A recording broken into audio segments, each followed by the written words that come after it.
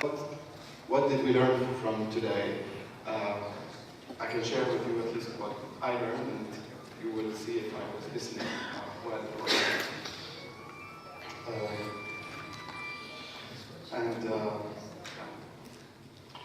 not. Basically, what I learned today is that transparency is one of the prerequisites for good governance and sustainable economic growth.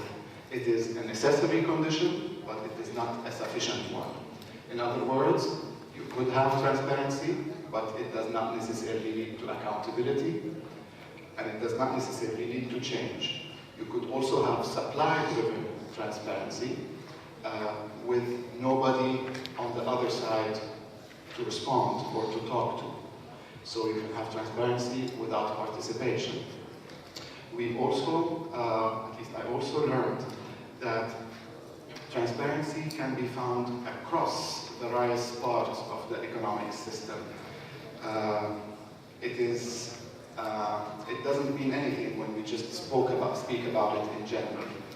I also learned that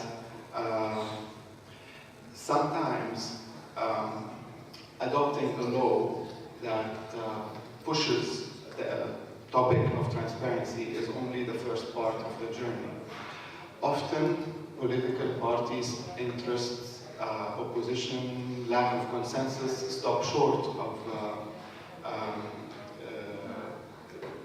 getting that law passed.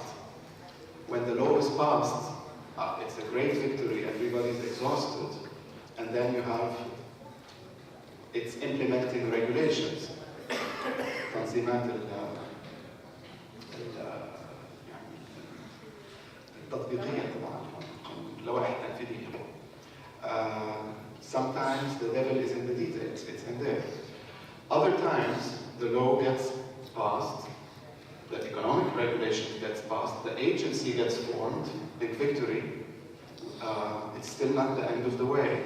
Sometimes the composition of the agency itself is where those who want to block these things from happening intervene. When it's not the case, and the body in charge is composed, then you have an issue of your respondent. Like we learned in the presentation of Samuel, you can make data available, you can create the institution, but there's nobody using it. It can be because of lack of interest. So you can have full transparency, but nobody cares and nobody's interested about it. It can be because of lack of knowledge about it, lack of participation from the people in the process. We saw with the Egyptian constitution that process matters at least as much as outcomes. Sometimes, by all standards, the Egyptian constitution is not a bad one, but the fact that some people were excluded from the process from the beginning means that they write off the entire thing, process plus outputs. Back to transparency. It also means that when there is, disclosure without participation, it can be because of capacity, like we just said. It can be because of lack of interest. It can be because of lack of connections when this is a web-based tool. It can be, sometimes there is participation, so more and more conditions are there, but you still don't have change. Why don't you have change? And we saw that when it's about, access to information law. The way I saw it, and this is why I thought that the intervention of Dr. Ziad Bahati was particularly valuable, is that in general, even if you have everything, the law, its implementing regulation, the implementing agency, political will from the government to let, to listen and let the other side talk, willingness from the opposition to engage. All the conditions are here, yet it does not happen. Why not? It's because of a lack of clarity, and this is what Dr. Ziad was talking about the rules of the game. This is the collective action problem. Everybody wants to play. There is a tool to play with, yet the game is not played well. Why? Things like, if we don't have unanimity, then we have a problem. If I don't like the rules of the game or I don't like the outcome, I walk out. free riding. I don't care if a law has been voted, if I'm in the minority, I'll opt out. Exit options. Things like, lack of, resorting to other means to keep contesting. I don't like what happened in the committee, I'll go to the courts. I don't like what happened in the courts, I'll go to the street. I don't like what happened in the streets, I'll use violence, etc.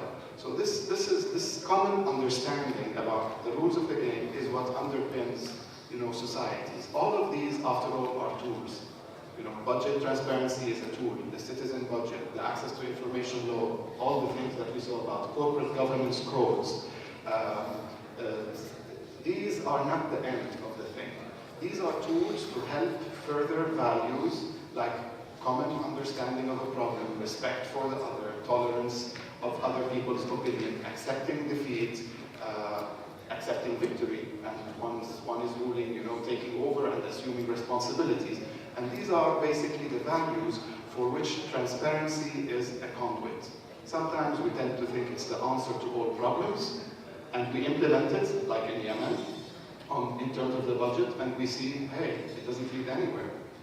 It didn't lead to accountability, it didn't lead to these outcomes, and we say, is there a problem with it? Well, probably the problem is with the process in which it was applied, whether everybody's involved, whether we played by the rules, whether we listened to others, etc. And this is basically the fundamental culture of democracy as tolerance, as respect for the other's opinion, as for assuming responsibility when it's one's turn, as giving up responsibilities when it's no longer one's turn, alternance, etc.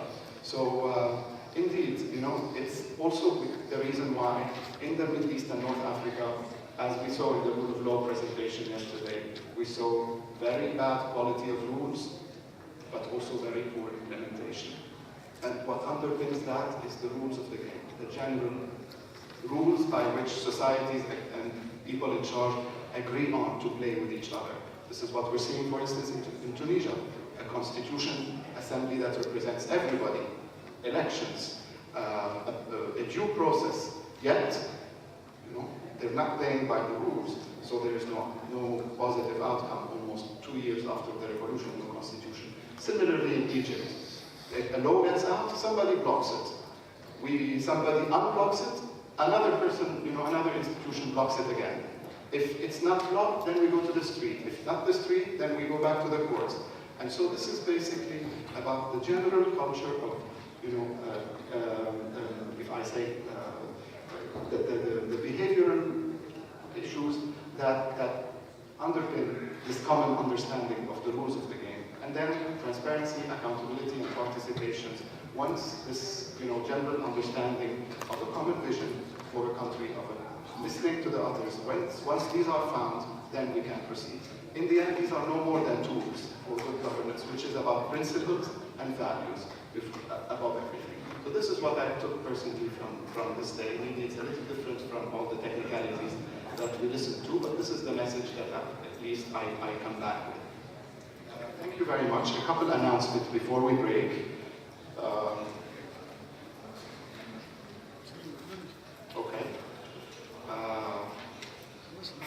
For regional participants, please go to the registration desk to sign and pick up your per diem. For Egyptian participants, don't try to get another citizenship.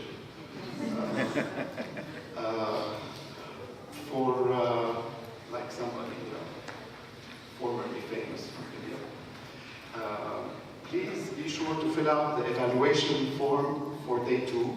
I have a stake in this, and return it to the registration desk. Tomorrow's session will begin at 9 a.m. Please don't be late. Thank you very much. We break at 4. Thank you. You're on time. Thank you. What time? There's a dinner at 7:15. Where?